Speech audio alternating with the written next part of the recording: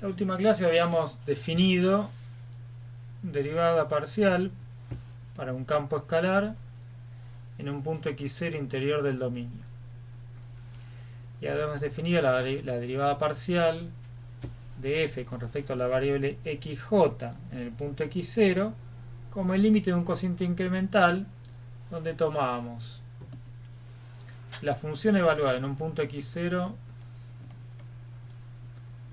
del dominio más un incremento en la dirección del vector canónico de sub j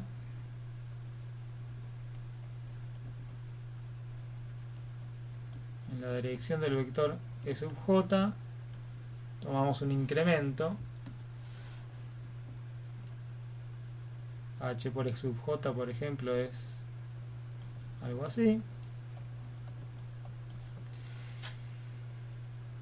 Le restamos el valor de la función en el punto original x0 dividido el tamaño del incremento. Este h es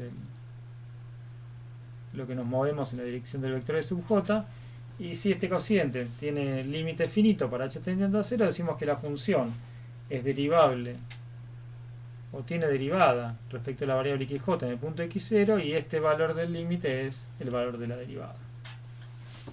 Bueno, una vez que definimos esto y con la definición escrita de este modo, uno podría preguntarse, bueno, ¿por qué no, en vez de poner acá un vector canónico, por qué no tomar un vector unitario cualquiera? ¿No? ¿Por qué moverse acá en las direcciones canónicas? Si estamos en R2, en la dirección del eje X, o en la dirección del eje Y exclusivamente. ¿Y por qué no tomar alguna otra dirección que no sea ninguna de las canónicas? Por ejemplo, esta. Hacer eso sería reemplazar este vector e sub j por un vector unitario en cualquier otra dirección, y bueno, habrá que ponerle algún nombre y notación conveniente. Bueno, eso es exactamente lo que se llama derivada direccional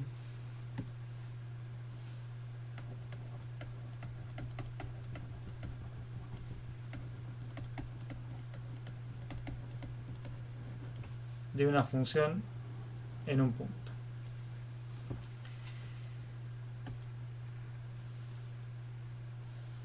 Vamos a definir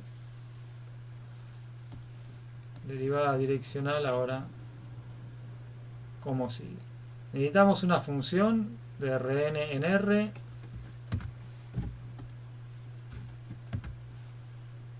y un punto interior del dominio, ¿sí? Eso para empezar a hablar. Y dijimos que íbamos a tomar el incremento, en vez del incremento en la dirección de un vector canónico sub j, en la dirección vector unitario cualquiera. Bueno, necesitamos un vector unitario en Rn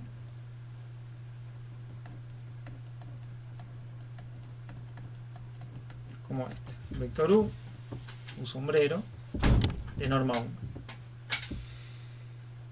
Y vamos a definir la derivada de f en la dirección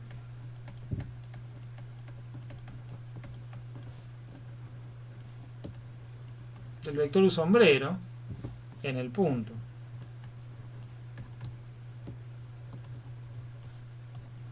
x0 raya, esto es lo que estamos definiendo, la derivada de f, todo eso lo vamos a denotar con derivada de esta manera, derivada de f en la dirección de u en el punto x0 raya, y dijimos como un límite del cociente incremental muy parecido a este,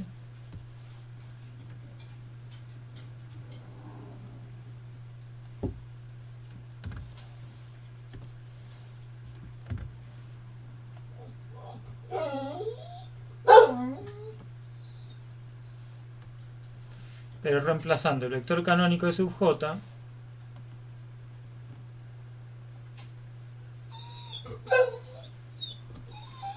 por el vector unitario u sombrero.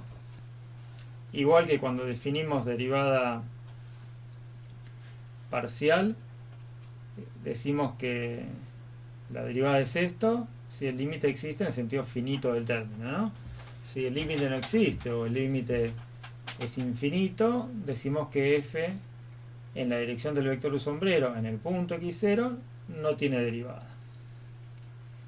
Interpretación geométrica de esto, exactamente la misma que vimos para derivada parcial. Acá teníamos el dibujo este. La interpretación geométrica es exactamente la misma si pensamos que este plano rojo, en vez de estar alineado, digamos, con el plano xz, está inclinado en la dirección de un vector u sombrero unitario, que tal vez es este, ¿no? Entonces, si es la misma construcción, pero en un plano que en vez de ser paralelo al plano xz, es paralelo al plano que define el vector u sombrero y el eje z.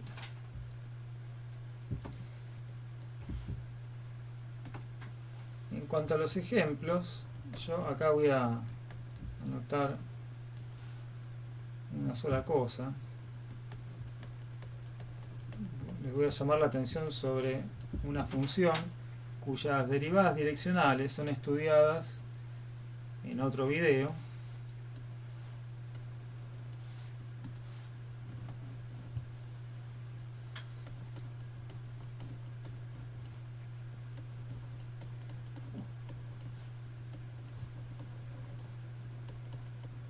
Acá estamos. Una función con dominio en R2, con dominio en R, un campo escalar, con dominio en todo R2. Esta función, en el origen,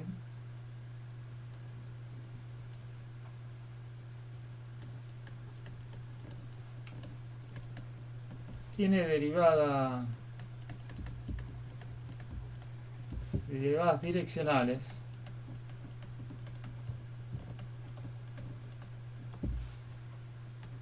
para todo vector u sombrero.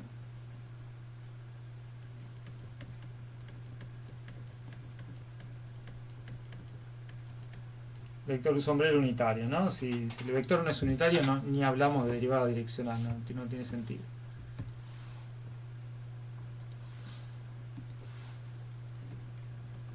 Bueno, como les decía, esto está analizado, está hecho el ejemplo completo en otro video, así que eso lo ven aparte, pero me interesa destacar este hecho.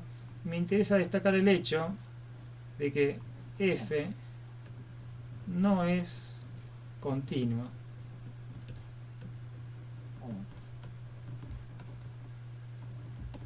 En el origen. Entonces, esto también, este hecho, también se muestra en ese video, que les voy a dejar para ver.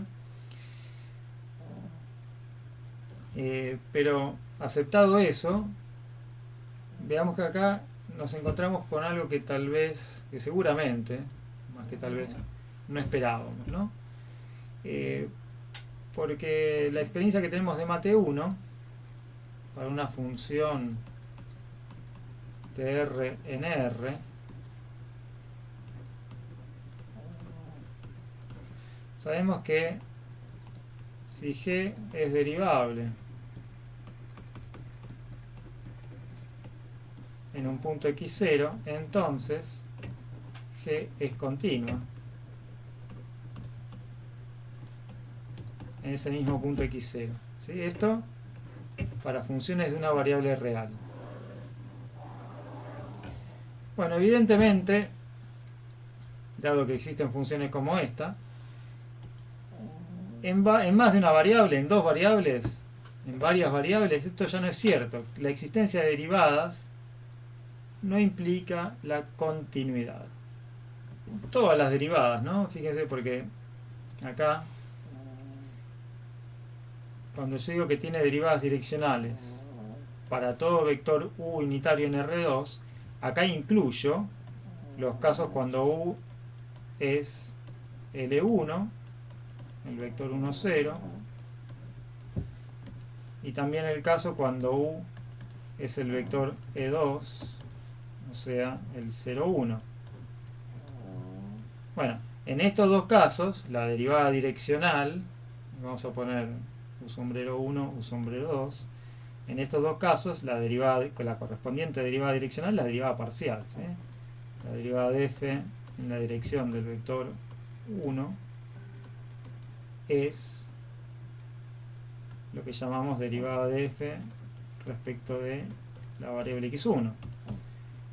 Y la derivada de f respecto de el vector u2 es lo que llamamos la derivada de f en la dirección de x2.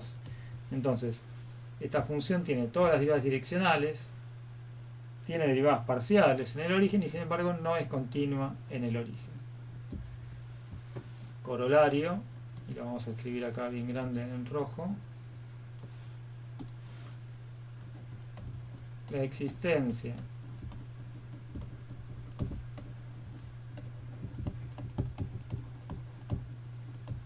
de derivadas parciales direccionales, derivadas parciales o direccionales, no implica continuidad.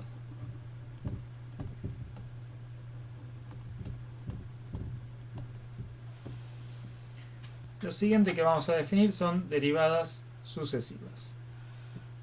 Supongamos que tenemos una función en algún dominio definida, en algún dominio A de Rn, codominio en R, y x0 raya un punto interior del dominio. Supongamos además que esta función es tal que, vamos a ponerlo acá bien clarito, tal que existe un delta positivo, de modo tal que en todo punto de la bola centrada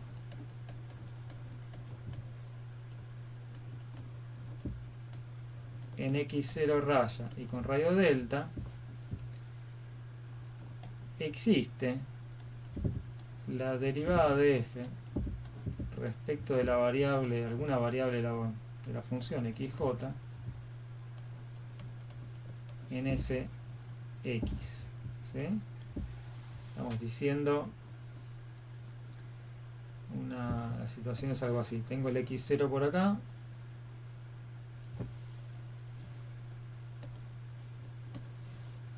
y hay alguna bola alrededor de ese x0, alguna bola de radio delta,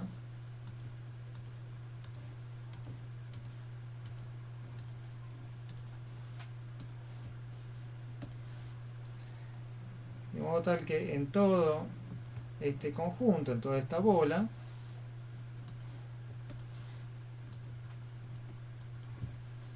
en cada punto de esta bola, en el x0 raya, pero también en cualquier otro punto de la bola, existe la derivada de f respecto de la variable xj, supongamos.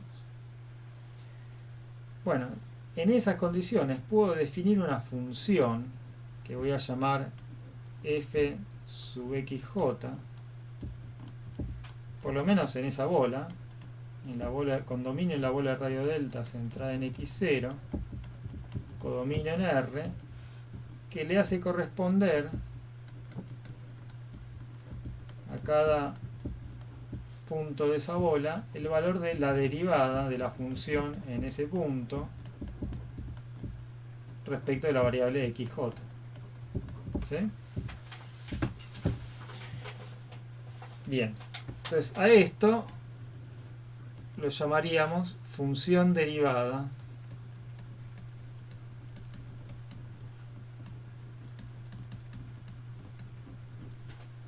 respecto de xj.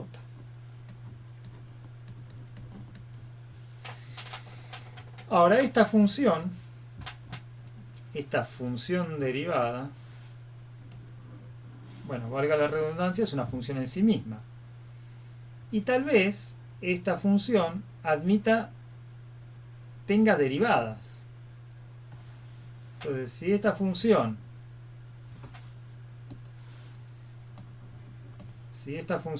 f sub xj tiene derivadas parciales,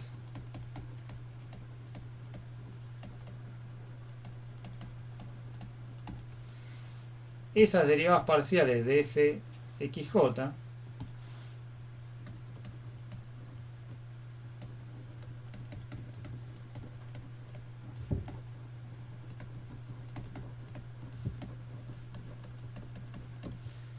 se llaman derivadas segundas de f.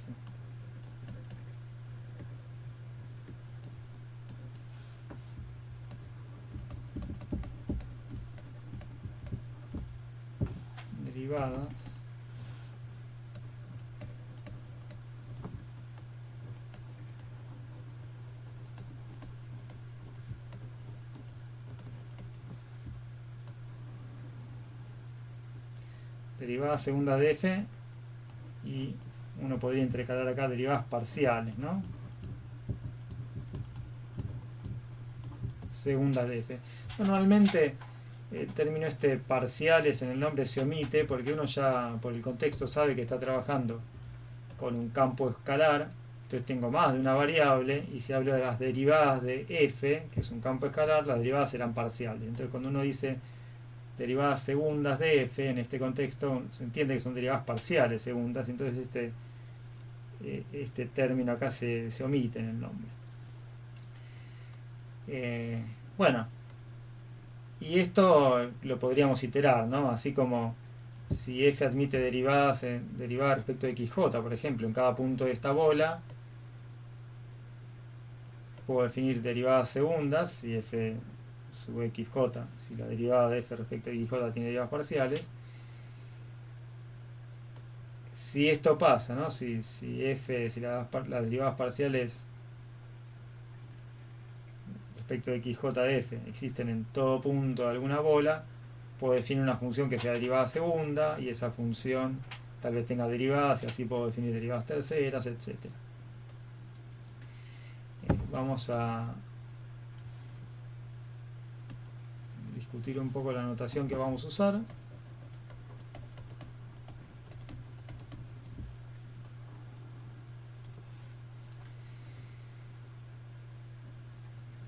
Fíjense, si derivamos, supongamos que f está en las condiciones anteriores, ¿no? Que admite derivadas respecto a la variable xj en todo punto de una bola. A esto uno le podría buscar la derivada respecto de la variable xy. Entonces acá estaríamos derivando respecto de xy la derivada respecto de xj. Bueno, y esta notación la vamos a compactar del siguiente modo. Pongo el símbolo de derivada, pero como voy a derivar dos veces, ahí como si estuviera al cuadrado. Esto se lee derivada segunda de f respecto de, y acá estoy derivando respecto de dos variables, xy y xj. Bueno, voy a poner los símbolos respecto de xj, respecto de xy, respecto de xj en el orden en que aparecen acá. Respecto de xy, respecto de xj. ¿Sí? Y esta es una de las notaciones que vamos a usar para denotar a la derivada segunda de una función. Y la otra notación va a tomar los subíndices, ¿sí? La notación de los subíndices para las derivadas parciales. Si tenemos f que es derivable respecto de la variable xj, y después derivo respecto de la variable xy, igual que hicimos acá, ¿no? Fíjense, primero derivamos respecto de xj y después derivo respecto de xy. Bueno, esto lo vamos a condensar. Vamos a escribirlo de este lado. Lo vamos a condensar poniendo f, los subíndices para indicar derivadas, pero los subíndices van a aparecer en el orden en que aparecen acá. Primero xj, después xi. ¿Sí? Estas dos cosas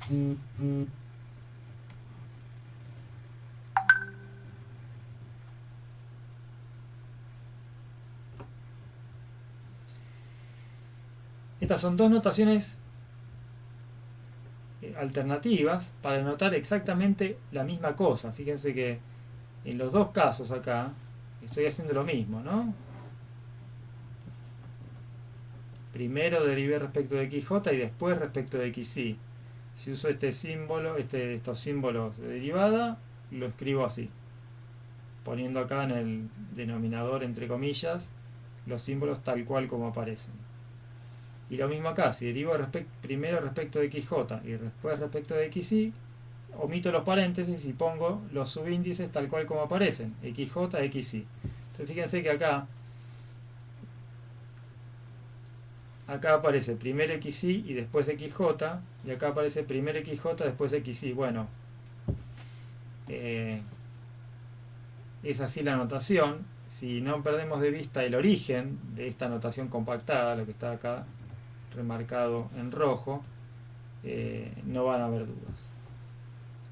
Para ver ejemplos de esto, los remito a otros videos donde hay ejemplos de derivadas sucesivas totalmente desarrollados paso a paso. Cuando xy es igual a xj, esta notación se suele condensar de la siguiente manera: derivada segunda, si tengo dos veces, si derivo dos veces respecto a la misma variable, esto normalmente se condensa como derivada segunda respecto de xy dos veces. ¿Sí? Se debe poner respecto de xy, respecto de xy, uno pone respecto de xy dos veces. Con esta notación no puedo hacer eso, no se estila hacer eso, digamos, pongo xy, xy, xj, etc.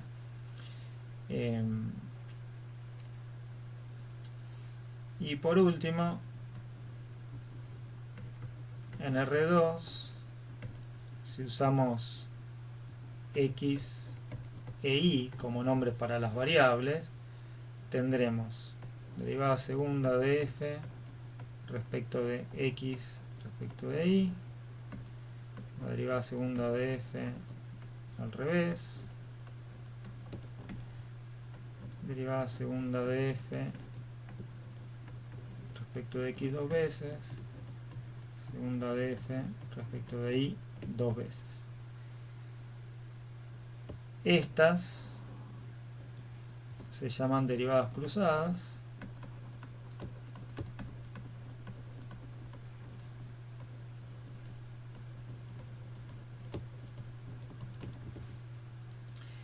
Y con esta otra notación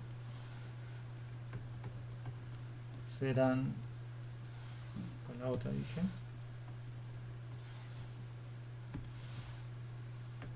f y x, f xy, f xx, f y y.